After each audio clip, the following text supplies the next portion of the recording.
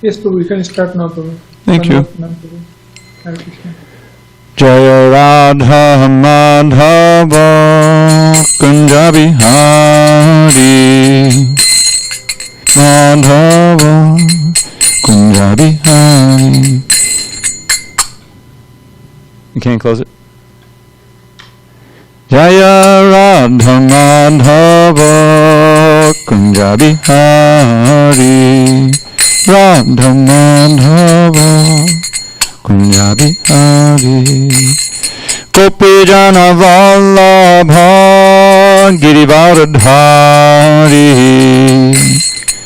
Vallabha Girivaradhari Gopi Jana Vallabha Girivaradhari Gopi Jana Vallabha Girivaradhari Yashodanandana Brajajana Ranjana Yashodanandana Brajajana Ranjana Yashodanandana Brajajana Ranjana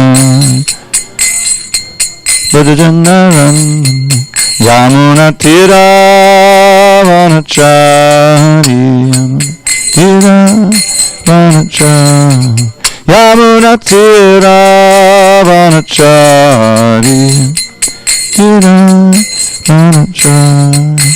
Jaya Radha Madhava Kunja Bihari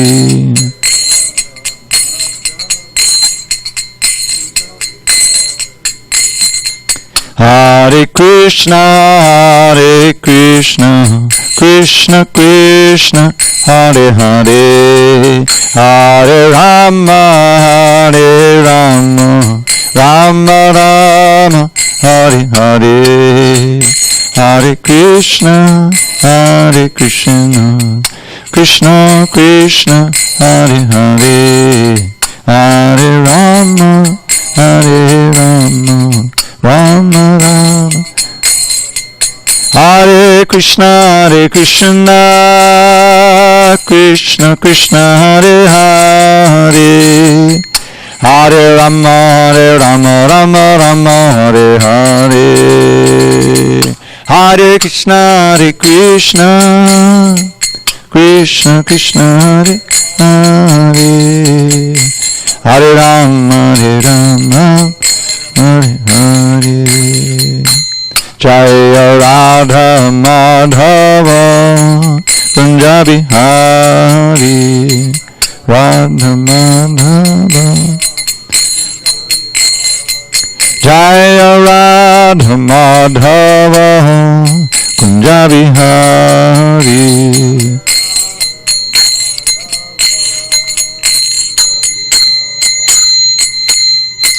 Jai Mr. Pad Paramahansa Pradikacharya Ashtotar the Sri Srimad Divine Grace Srila A.C. Bhaktivedanta Swami Prabhupada Ki Jai ISKCON BBT Founder Acharya Srila Prabhupada Ki Jai Jai Om Vishnupad Paramahansa Pradikacharya Ashtotar the Sri Srimad Divine Grace Srila Bhakti Siddhanta Saraswati Thakur Ki Jai Ananta Koti Vaishnavin Ki Jai Namacharya Srila Haridas Thakur Ki Jai Srimad Bhagavad Gita Ki Jai, Samaveda Bhaktabinda Ki Jai.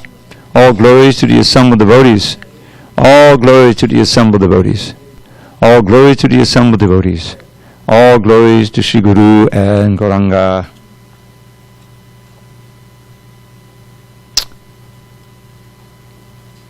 So, welcome. Hare Krishna.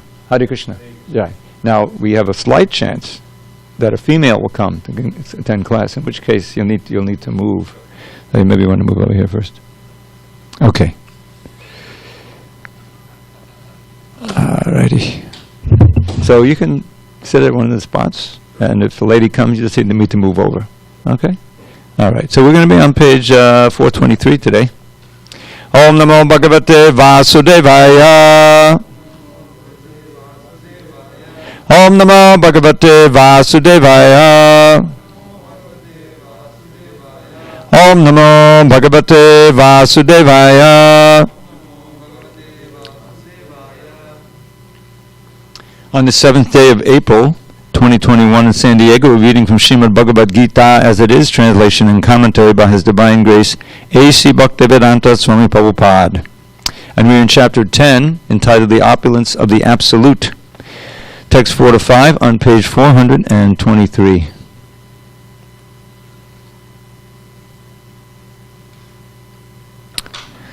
All right, we'll do this the first verse. I'll chant the second one myself. Buddhi Jnanam Asammoha Chama Satyam Tama Shamaha Sukham Dukkam Bhavo Bhayam Chabhayam Evacha Buddhi Jnanam Asammoha Chama Satyam Damaksamaha Sukham Dukkam Bhavo Bhayam Cha Bhayamevacha Buddhi Jnanam Sammoha Chama Satyam Damaksamaha Sukham Dukkam Bhavo Bhayam Cha Bhayamevacha Buddhi Jnanam Sammoha Chama Satyam Damaksamaha Sukham Dukkam Bhavo Bhayam Cha Bhayamevacha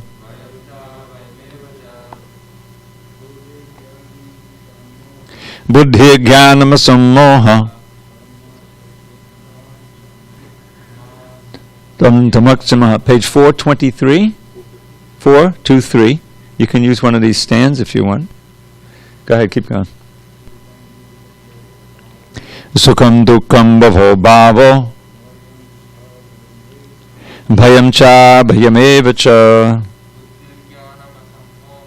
Buddhi Jnanam Sammoha Chama Satyam Damaksamaha Sukham Dukkam Bhavo Bhayam Cha Bhayamevacha. Do you chant? Yep. Go ahead. Buddhi Jnanam Sammoha Chama Satyam Damaksamaha Sukham Dukkam Bhavo Bhayam Cha Bhayamevacha. Okay, I'll chant the second one myself. Ahimsa samata tushtis tapodhanam yasho yasaha bhavanti bhava bhutanam matta eva pratag vidaha. Synonyms to the first verse. Buddhi, intelligence. Jnanam, knowledge. Asammoha, freedom from doubt. Chama, forgiveness. Satyam, truthfulness. Damaha, control of the senses. Shamaha, control of the mind. Sukham, happiness. Dukkam, distress. Bhavaha, birth. Abhava, death. Bhayam, fear. Cha, also. Abhayam, fearlessness. Eva, also cha, and. Translation. Intelligence, knowledge, freedom from doubt and delusion, forgiveness, truthfulness, control of the senses, control of the mind, happiness and distress, birth, death, fear, fearlessness, nonviolence, equanimity, satisfaction, austerity, charity, fame, and infamy. All these various qualities of living beings are created by me alone. Purport. The different qualities of living entities, be they good or bad, are all created by Krishna, and they are described here. Intelligence refers to the power to analyze things in their proper perspective, and knowledge refers to understanding what is spirit and what is matter. Ordinary knowledge obtained by a university education pertains only to matter, and it is not accepted here as knowledge. Knowledge means knowing the distinction between spirit and matter.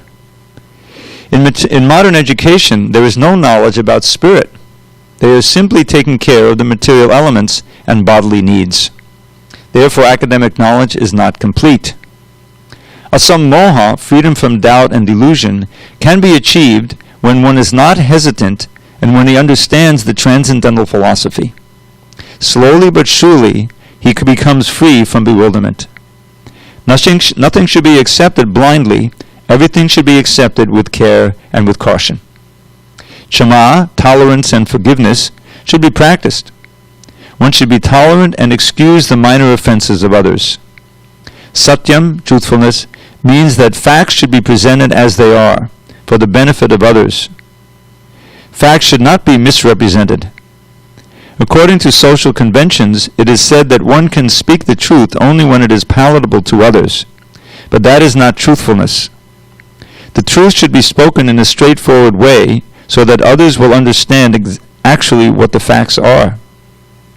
If a man is a thief, and if people are warned that he is a thief, that is truth. Although sometimes the truth is unpalatable, one should not refrain from speaking it. Truthfulness demands that the facts be presented as they are for the benefit of others. That is the definition of truth. Control of the senses means that the senses should not be used for unnecessary personal enjoyment. There is no prohibition against meeting the proper needs of the senses, but unnecessary sense enjoyment is detrimental for spiritual advancement. Therefore, the senses should be restrained from unnecessary use. Similarly, one should restrain the mind from unnecessary thoughts. That is called kshama. One should not spend one's time pondering over earning money. That is a misuse of the thinking power. The mind should be used to understand the prime necessity of human beings, and that should be presented authoritatively. The power of thought should be developed in association with persons who are authorities in the scriptures, saintly persons, and spiritual masters, and those whose thinking is highly developed. Sukham, pleasure or happiness, should always be in that which is favorable for the cultivation of the spiritual knowledge of Krishna consciousness. And similarly, that which is painful or which causes distress is that which is unfavorable for the cultivation of Krishna consciousness. Anything favorable for the development of Krishna consciousness should be accepted, and anything unfavorable should be rejected. Bhava, birth, should be understood to refer to the body. As far as the soul is concerned, there is neither birth nor death. That we have discussed in the beginning of the Bhagavad Gita. Birth and death apply to one's embodiment in the material world. Fear is due to worrying about the future. A person in Krishna consciousness has no fear because by his activities he is sure to go back to the spiritual sky, back home, back to Godhead. Therefore his future is very bright. Others, however, do not know what their future holds. They have no knowledge of what the next life holds. So they are therefore in constant anxiety. If you want to get free from anxiety, then the best course is to understand Krishna and be situated always in Krishna consciousness. In that way we will be free from all fear. In the Srimad Bhagavatam 11.237 it is stated, Bhayam dvitiya abhinaveshatak syat. Fear is caused by our absorption in the illusory energy. But those who are free from the illusory energy, those who are confident that they are not the material body, that they are spiritual parts of the Supreme Personality of Godhead, and who are therefore engaged in the transcendental service of the Supreme Godhead, have nothing to fear. Their future is very bright. This fear is a condition of persons who are not in Krishna consciousness. Abhayam, fearlessness, is possible only for one in Krishna consciousness. So we'll break it up there. Om jnana timarandasya jnanandana shalakaya chakshu unmilitam mena tasmai shri gurave namaha.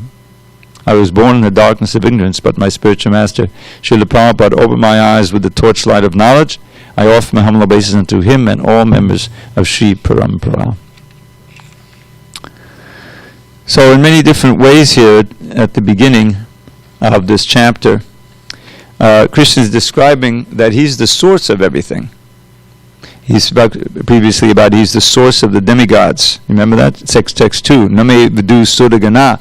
Even the demigods can understand me, and in every way I am the source of the demigods.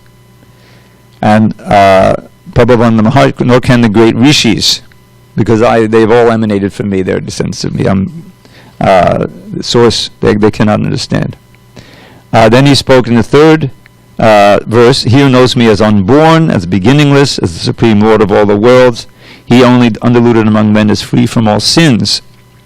So there's a lot of information here. Ajam, the idea of being unborn, we share that quality with Krishna. but we're not the source of everything. We have the qualities of Krishna, 50 out of 64. Prabhupada would really love that percentage, 78%. We can have up to 78% of Krishna's qualities. But there's some we're just not going to have. Like omniscience, the source of all the universes. There's no way, we'll never have that. But Krishna is also beautiful. We can have a certain measure of beauty, of attractiveness. He's a wonderful speaker. Some people have a very great ability to speak. Not as great as Krishna, but they can reflect that quality and so forth.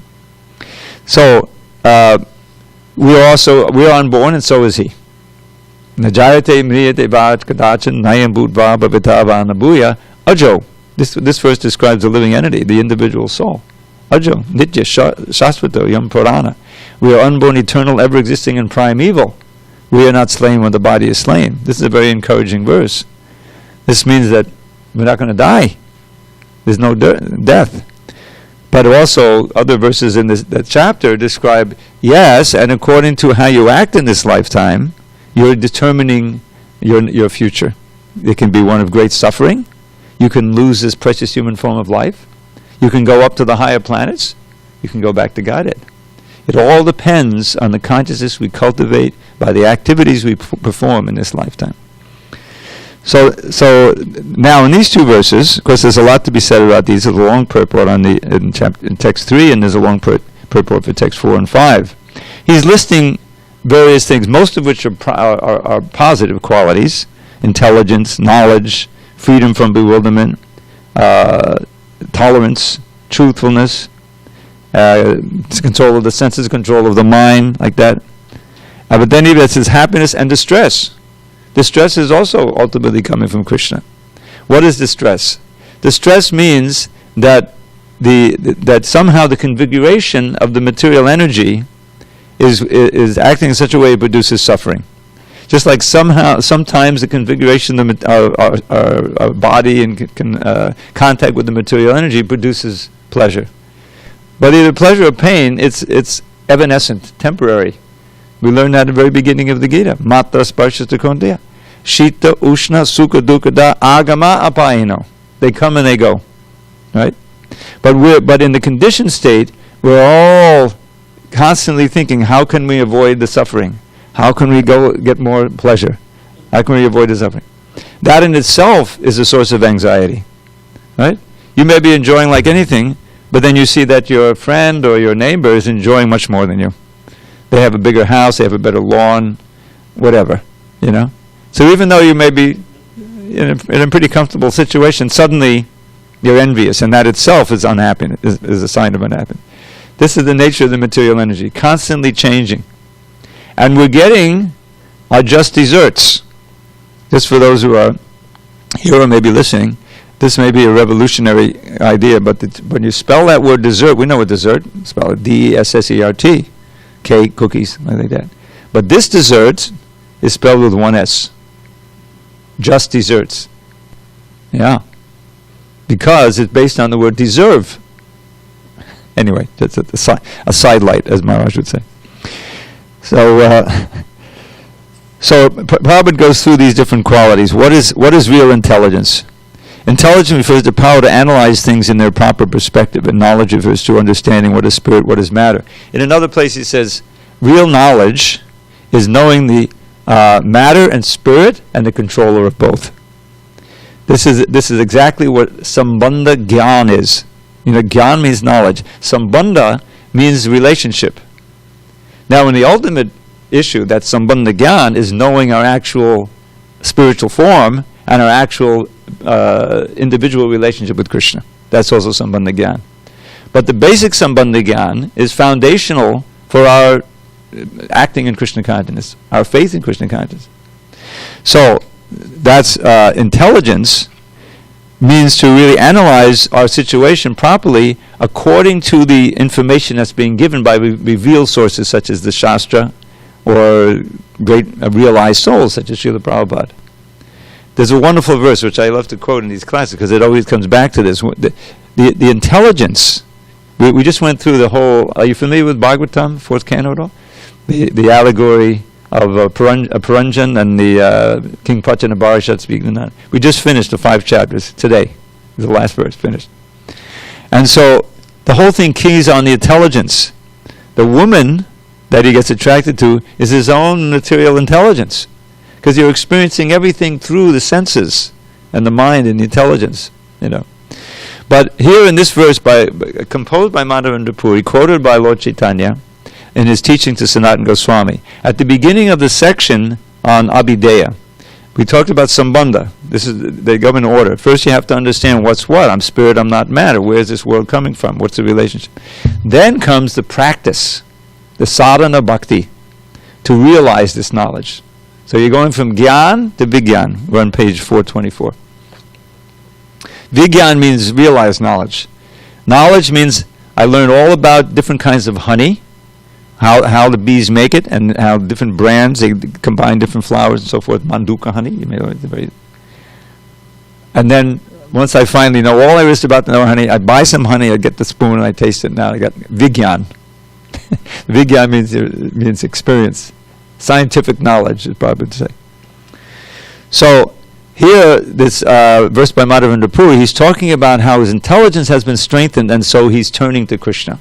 So he says, Prabhupada would quote this verse all the time.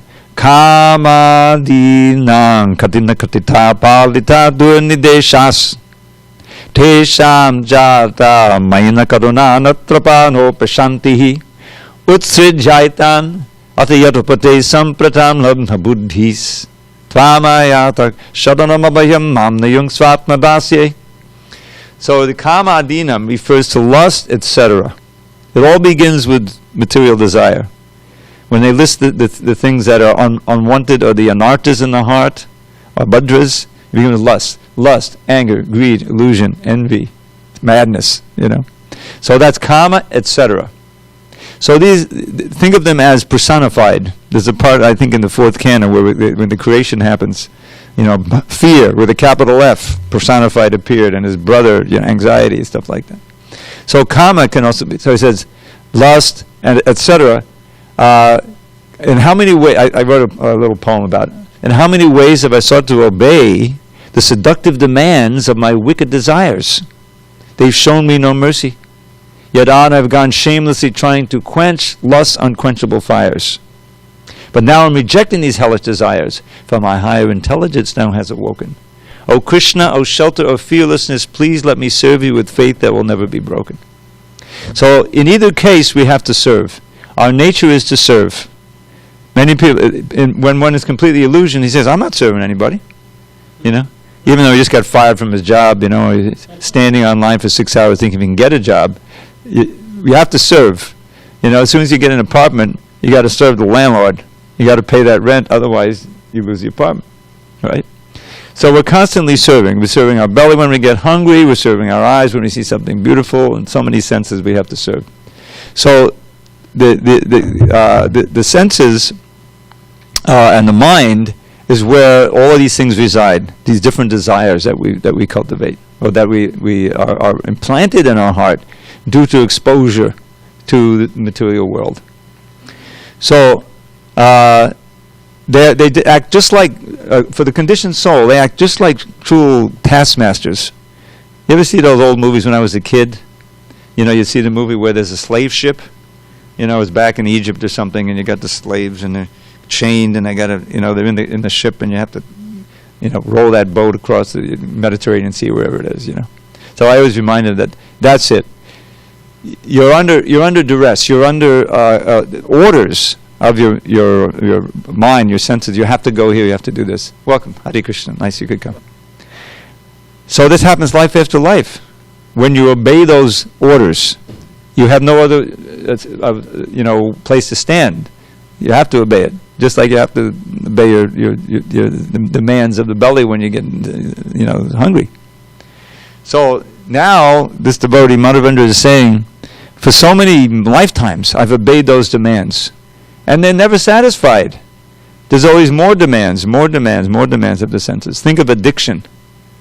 Think of some of the drink to the alcohol of some drug. I remember I grew up in New York, and in those days, the 50s and the 60s, heroin addicts basically lived in New York. We had like 98.5% or more of the heroin addicts in the whole country. They would come there. And so I learned the terms, they have a monkey on your back. You ever heard that? That's like, you're forced. You can come in. If you want to see the deities, 8:15. You're welcome to be in the class. We're studying Bhagavad Gita. Very important book. We're on page 424. So, how can we get the strength to resist those demands? If you're addicted, it becomes very hard because that addiction has taken over your senses. It's not just a mental thing. There's actually a physical addiction you have for alcohol. That's why you have to have the strength of will at least to go up the street to the AA. There's a big AA meeting every day over there. There's a church up here.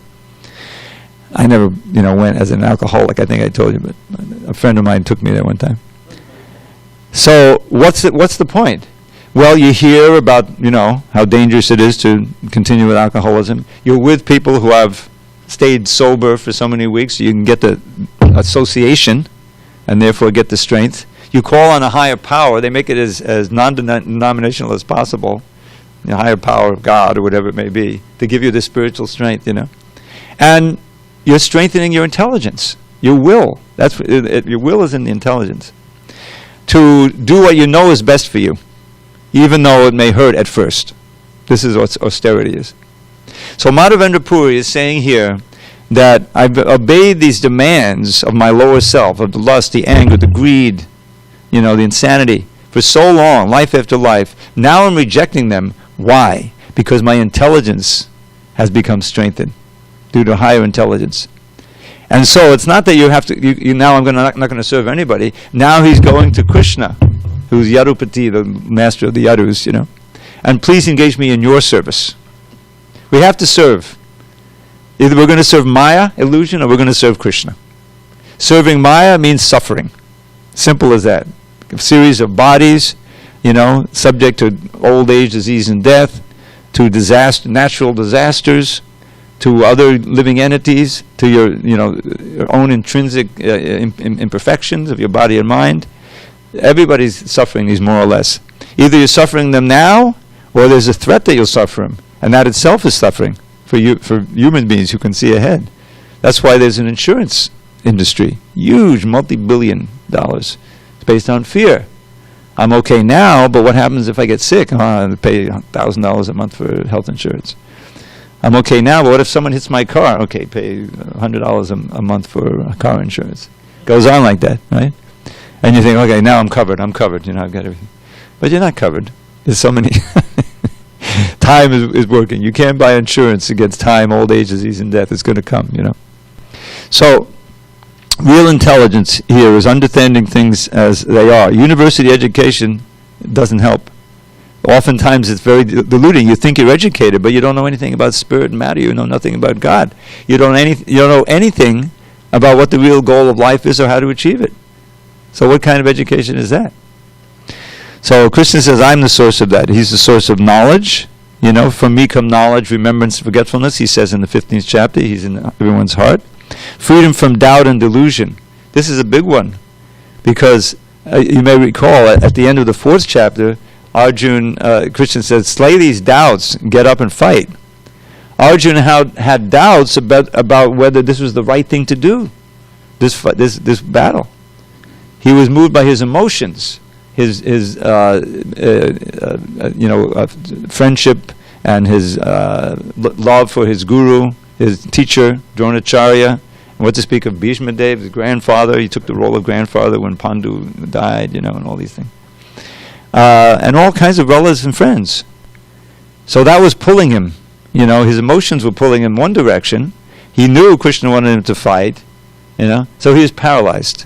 Karpanyadosho bhatat sabhava. My natural Kshatriya spirit, Kshatriya means a fighter, he's a very high, expert warrior, has been stolen away by this miserly weakness due to my confusion. I don't know what's right. What is Dharma? What is the right thing to do? Karpanya doshapas pritchami tvam dharma samuda cheta. My consciousness is bewildered about what real dharma is. This is a serious thing in the Vedic culture, right? We have to know what's the right thing to do, and we have to have the strength to do it. If you're adharmic, then you're in great danger of even more suffering, losing the human form, all kinds of. So he prays to Krishna. He says, "Now I'm approaching you as a guru, a spiritual master, not as a friend."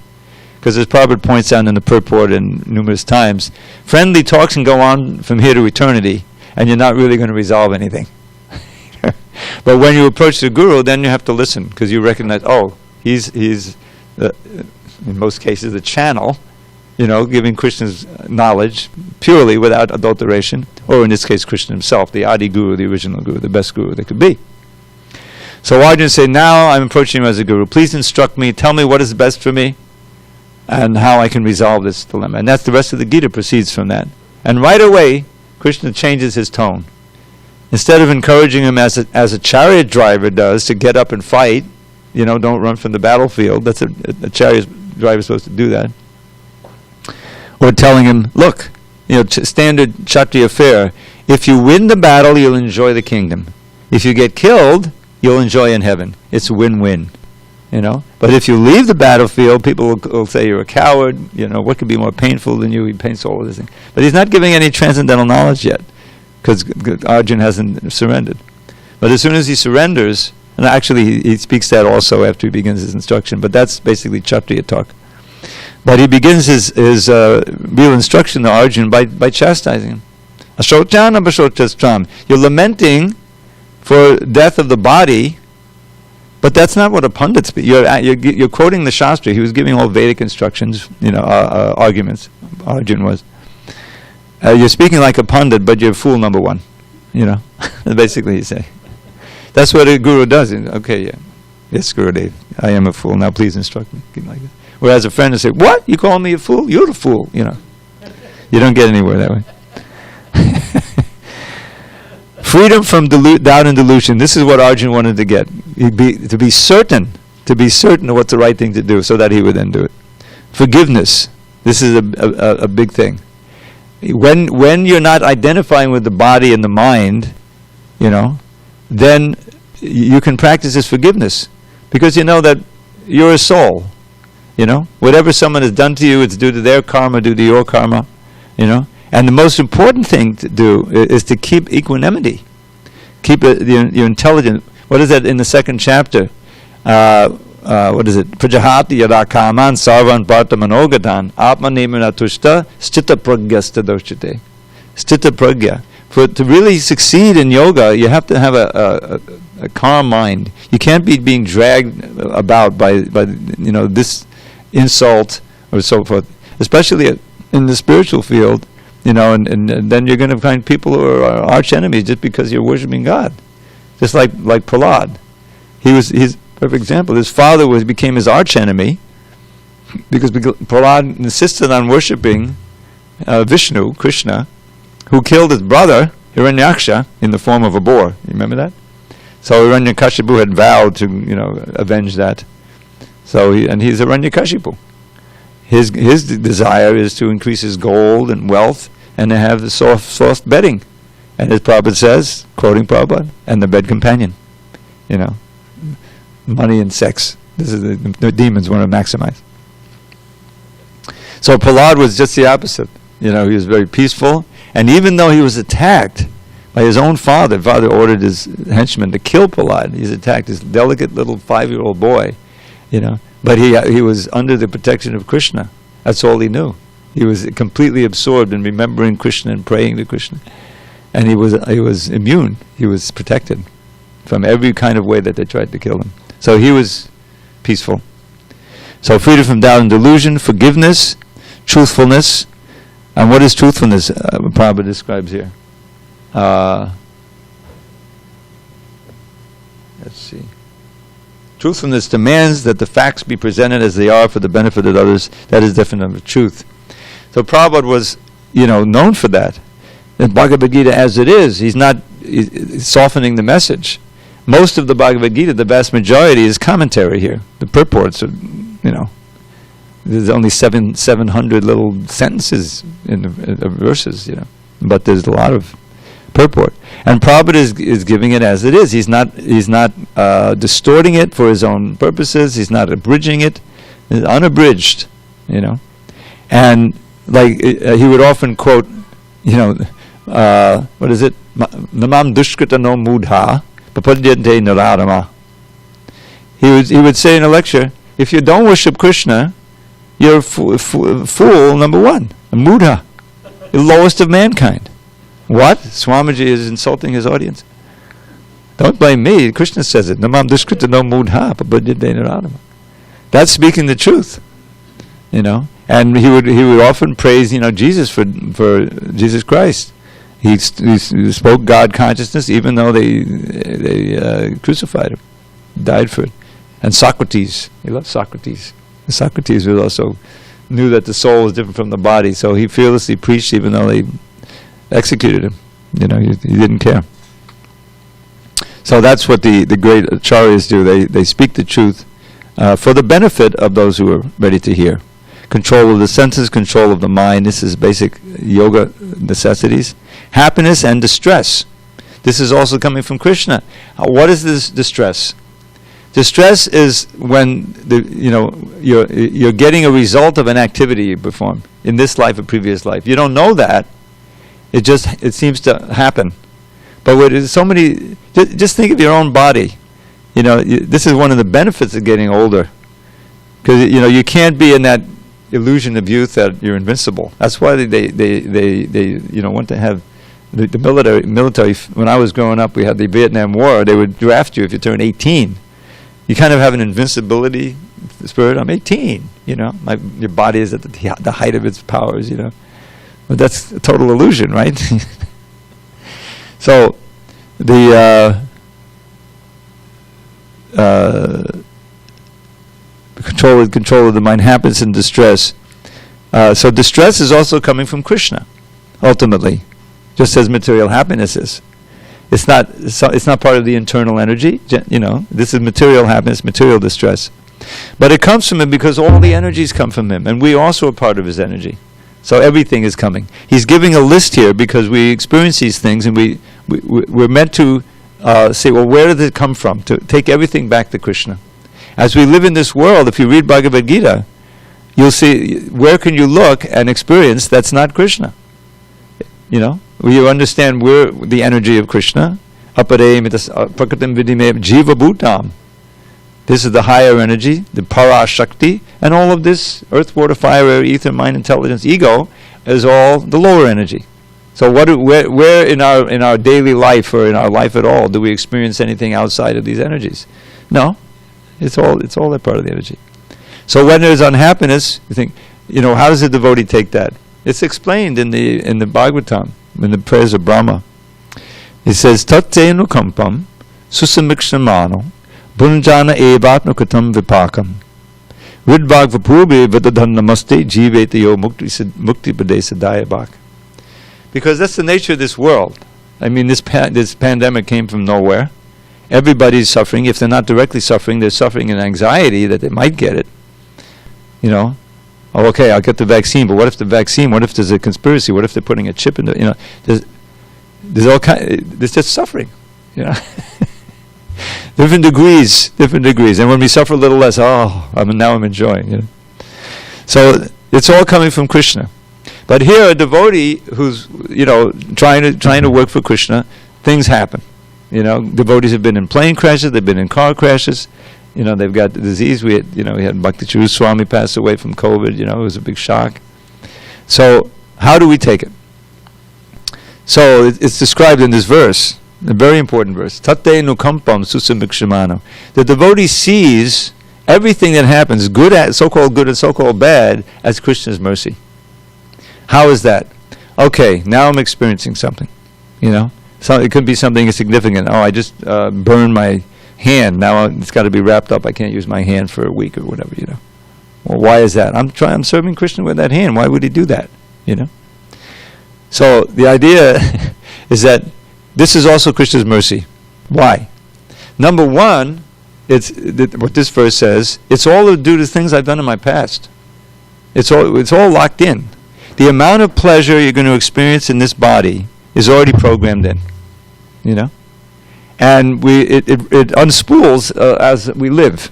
You know, a certain amount of pleasurable things happen, and you get satisfaction. And there's a certain amount of pain.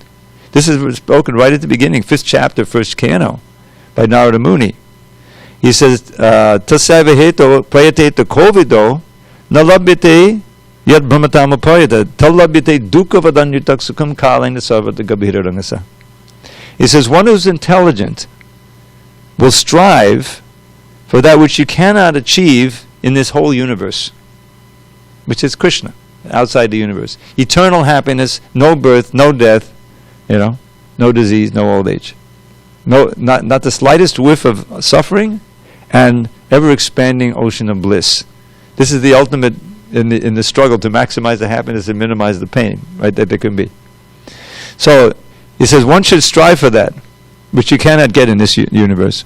Because after all, what's the point of wasting your time trying to ward off the miseries in this material body and maximize the pleasure?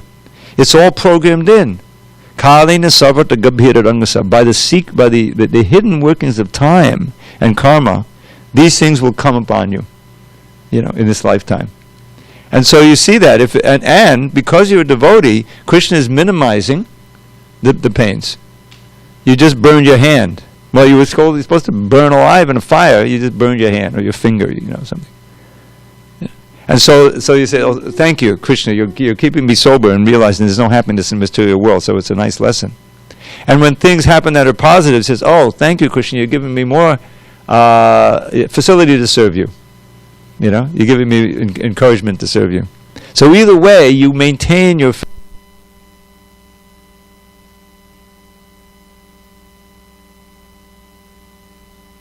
Hare Krishna, Prabhu.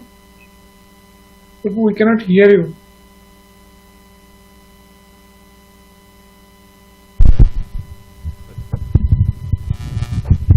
Yeah. Hare Krishna. Can you do it? Is it all right now? Yes, Prabhu. All right. Thank you, Prabhu. Yeah. Janardhan Prabhu is gone for a week or so, and so no one is monitoring the batteries, and so that ran out. And the one on the other, the portable is also weak unless they put it in it. Sorry about that. So the Krishna is minimizing it. You're going to get what you deserved anyway. So devotees aren't worried about that. You can continue with your service in all circumstances. And if you can have this mentality or accept this, that the good and the bad is all due to your past activities, God is maximizing the good and minimizing the bad and encouraging you to continue serving. Then it's like you're buying a ticket to the spiritual world. The word used is diabak. You know, does anyone know what that means? Yeah, no. Diabak is a term used for someone who's ready to inherit property. So if you're ready to inherit property from your father or something, you don't have to do anything. Just stay alive. Just stay alive and maintain your nice friendly relationship with your father. So, which is, you know, maintaining your relationship with Krishna. And you'll inherit it. So just stay alive in Krishna consciousness, Prabhupada says in one passage, you know, and you'll go back to Godhead. So that's, you know, happiness and distress. Birth, death, fear, fearlessness. All these are ultimately coming from Krishna. And non-violence. This is a place where Ahimsa comes in several times in the Bhagavad Gita. It's not the central message of the Bhagavad Gita. There's one reader, famous reader of the Bhagavad Gita, try to prove on non-violence from the Bhagavad Gita. But how can you do that? Because it ends with the battle starting. You know, Arjuna fights. Anyway. But non-violence, you know, ultimately means, as Prabhupada says, not disrupting the natural course of anyone's life force, you know, life trajectory, as it were.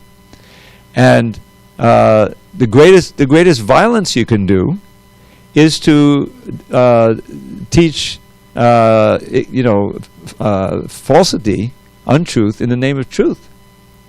You can be very influential. You can have thousands and thousands of people following you, or you have a big educational institution, and you're teaching that which is useless to, you know, in the actual mission of human life.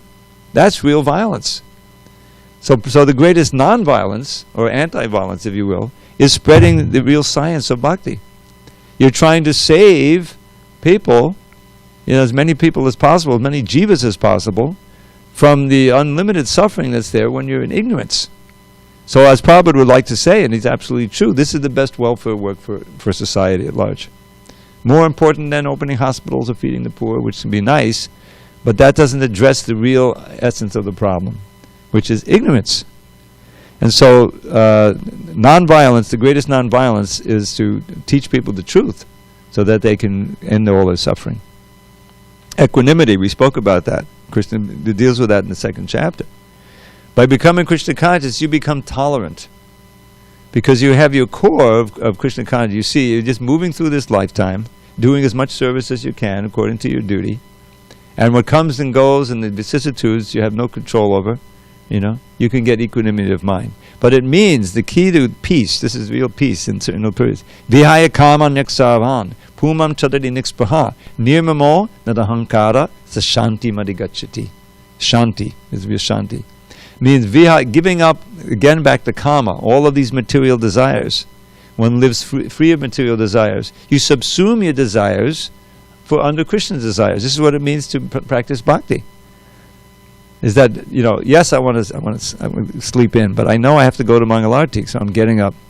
I do not want to take a cold shower, but I'm taking a cold shower because I know I should take a cold shower. Only human beings have the word should. There's a normative element. The animals don't have that. They just have instinct. You can't argue with a cat, not to run after, climb the tree and, whatever. That's what they do, They don't have the intelligence. Human beings, we have this normative sense. I should do something for my ultimate benefit and also for the benefit of others. The idea of empathy and sympathy for others, Well, Krishna has this beautiful verse. How do you make your life fruitful? Etava janma sapalyam dehinami hidehishu prana arta dhiya vasha shreya acharanam sada. He's walking through the forest with his friends. In the chapter where he steals the clothes of the gopis, then there's a second part to the chapter, a completely different mood. He's just going through the forest with his friends, and he's praising the trees. So just look how wonderful these trees are. They're so tolerant. They never complain. The freezing cold and the blazing heat of summer, cold in winter, blazing heat of summer. So the woodsman comes, chop them down. You never hear them complaining. They give. They're tolerant, and they're giving. They're giving their fruit. They're giving their flowers. They're giving them their own body in the wood. So this inspires him to give us a verse that describes how to make one's human life fruitful. Etavaj. In Sanskrit, the verses we find in the Bhagavatam, there's certain that start with this word, etavan. And it's always a cue that this is a really important verse. It's summing up a whole one. So he says, etavad janma sapalyam. Fruit, pala, of your janma, of your birth. Dehinami hidehishu. So, dehinam means the living entity, in this case a human body, working for other living entities, dehishu, and other embodied souls. How? Prana, artha, dhiya, vacha, shreya acharanam sada. One should always act, sada means always, with what? With your facilities, with your life force, with your money, with your intelligence, and with your words. These are our basic assets here. For the benefit of others, shreya. You have to know what the real benefit is. Shreya, niksheyasa. Ultimate benefit is the knowledge that will inspire you to take up bhakti yoga. But with all of these things, the words, so important. We have 10 senses, 5 of them active senses. The hands, the legs, the voice. The most important for a devotee is the voice, because knowledge can come, and you chant with that, you sing. So with your life, with your wealth, with your intelligence, and with your words, to always be doing good for others. And that means to helping them become Krishna conscious. So this is real non-violence, equanimity, satisfaction, austerity, the purpose of human life. We quoted Rishabdev this morning, having come to the human form of life, don't act like a hog. I put it into a poem. Don't waste this precious human life, dear friend, by working hard for hoggish happiness. To bhakti yoga, worldly life transcend. and learn to taste divine love's endless bliss. The real difference is all these sensual happinesses or mental, they're flickering, they come and they go. But we have as spirit, we can have the ability to experience unending, ever-increasing happiness. It sounds like a pipe dream, but no, that's what's going on in the spiritual world. And even we can experience here in this world, despite all of the craziness and the material permutations and combinations. And so that's what austerity is meant for, to purify the senses, purify the mind, so we can taste that higher bliss. Charity, the greatest charity is to give Krishna consciousness, fame and infamy. So Prabhupada is going to go through. Now, any questions on what we've covered so far? We've got as far as abhayam, fearlessness, which, fear and fearlessness is a big topic. Fear is due to, Prabhupada quotes the first line of this famous verse, Bhayam dutiya benaveshadakshyat, ishara petasya. When you turn away from Krishna, from God, and you become absorbed in the material energy, then that brings fear. Everything is upside down. Viparyaya. Instead of being a servant of the Lord and being safely ensconced at His lotus feet, free of fear, you go at your own risk. You forget God. You forget your protector. And now it's just you and the material energy. But the material energy is much more powerful. And so there's all this constant, fear and anxiety. Sometimes it's allayed, but it's always threatening. So that fearlessness, and I like to point out, Srimati Radharani, you've seen the deities, This is called the Abhayadhan Mudra. Many of our devotees, I think we have our painting. Doesn't she have the Abhayadhan Mudra? So how is that? Because at Krishna's lotus feet, you can actually feel secure. And Prabhupada explains, you become free of fear. So, because it's like, a little child holding his father's hand, and he has confidence, nobody can hurt him, it's illusory on the material platform, but if that hand belongs to Krishna, it's for real. Alright, so then we'll go on. Ahimsa. We can finish this purport, I think, maybe. Ahimsa, non-violence, means that one should not do anything which will put others into misery or confusion. Material activities that are promised by so many politicians, sociologists, philanthropists, etc., do not produce very good results because the politicians and philanthropists have no transcendental vision. They do not know what is actually beneficial for human society. Ahimsa means that people should be trained in such a way that the full utilization of the human body can be achieved. So it's not just not doing something, it's proactive. That's the idea. The human body is meant for spiritual realization, so any movement or any commissions which do not further that end commit violence on the human body. Yeah. That which furthers the future spiritual happiness of the people in general is called non-violence. So real non-violence is giving Krishna consciousness to people. Samatha, equanimity, refers to freedom from attachment and aversion. Yeah, I quoted that verse from the Gita, this section of the second chapter. To be very much attached or to be very much detached means averse is not the best. This material world should be accepted without attachment or aversion. There it is. That which is favorable for prosecuting Krishna consciousness should be accepted. That which is unfavorable should be rejected. That is called samatha, equanimity. A person in Krishna consciousness has nothing to reject and nothing to accept save in terms of its usefulness in the prosecution of Krishna consciousness. Tushti, satisfaction, means that one should not be eager to gather more and more material goods by unnecessary activity. One should be satisfied with whatever is obtained by the grace of the Supreme Lord. That is called satisfaction. Tapas means austerity or penance. There are many rules and regulations in the Vedas which apply here, like rising early in the morning and taking a bath. I mentioned that. Sometimes it is very troublesome to rise early in the morning, but whatever voluntary trouble one may suffer in this way is called penance. Similarly, there are prescriptions for fasting on certain days of the month. One may not be inclined to practice such fasting, but because of his determination to make advancement in the science of Krishna consciousness, he should accept such bodily troubles when they are recommended. However, one should not fast unnecessarily or against Vedic injunctions. One should not fast for some political purpose. Some of you may know what that refers to. That is described in the Bhagavad Gita as fasting in ignorance, and anything done in ignorance or passion does not lead to spiritual advancement. Everything done in the mode of goodness does advance one, however, and fasting done in terms of the Vedic injunctions enriches one in spiritual knowledge. As far as charity is concerned, one should give 50% of his earnings to some good cause. And what is a good cause? It is that which is conducted in terms of Krishna consciousness. That is not only a good cause, but the best cause. Because Krishna is good, his cause is also good. Thus, charity should be given to a person who is engaged in Krishna consciousness. According to the Vedic literature, it is enjoined that charity should be given to the Brahmins. This practice is still followed, although not very nicely in terms of the Vedic injunction. But still, the injunction is that charity should be given to the Brahmins. Why? Because they are engaged in the higher cultivation of spiritual knowledge. A Brahmin is supposed to devote his whole life to understanding Brahman.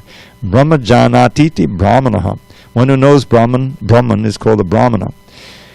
Thus, charity is offered to the Brahmins because they are always engaged in higher spiritual service and have no time to earn their livelihood. In the Vedic literature, charity is also to be awarded to one in the renounced order of life, the sannyasi. The sannyasis beg from door to door, not for money but for missionary purposes. The system is that they go from door to door to awaken the householders from the slumber of ignorance. Because the householders are engaged in family affairs and have forgotten their actual purpose in life, awakening their Krishna consciousness, it is the business of the sannyasis to go as beggars to the householders and encourage them to be Krishna conscious. As it is said in the Vedas, one should awake and achieve what is due him in this human form of life. Uttishta jagrata prapavarana bodhita. This knowledge and method is distributed by the sannyasis, hence charity is to be given to the renouncer of life, to the Brahmins, and similar good causes, not to any whimsical cause. Yashas, fame, should be according to Lord Chaitanya, who said that a man is famous when he is known as a great devotee. That's real fame. If one has become a great man in Krishna consciousness and it is known, then he is truly famous. One who does not have such fame is infamous. All these qualities are manifest throughout the universe in human society and in the society of the demigods. There are many forms of humanity on other planets, and these qualities are there. Now, for one who wants to advance in Krishna consciousness, Krishna creates all these qualities, but the person develops them himself from within. One who engages in the devotional service of the Supreme Lord develops all the good qualities as arranged by the Supreme Lord. Of whatever we find, good or bad, the origin is Krishna. Nothing can manifest itself in this material world which is not in Krishna. That is knowledge. Although we know that things are differently situated, we should realize that everything flows from Krishna. And I'm afraid that's all we have time for tonight. Sorry we kind of ran out of time. But we'll begin with text 6 on Monday. All glory to Srila Prabhupada.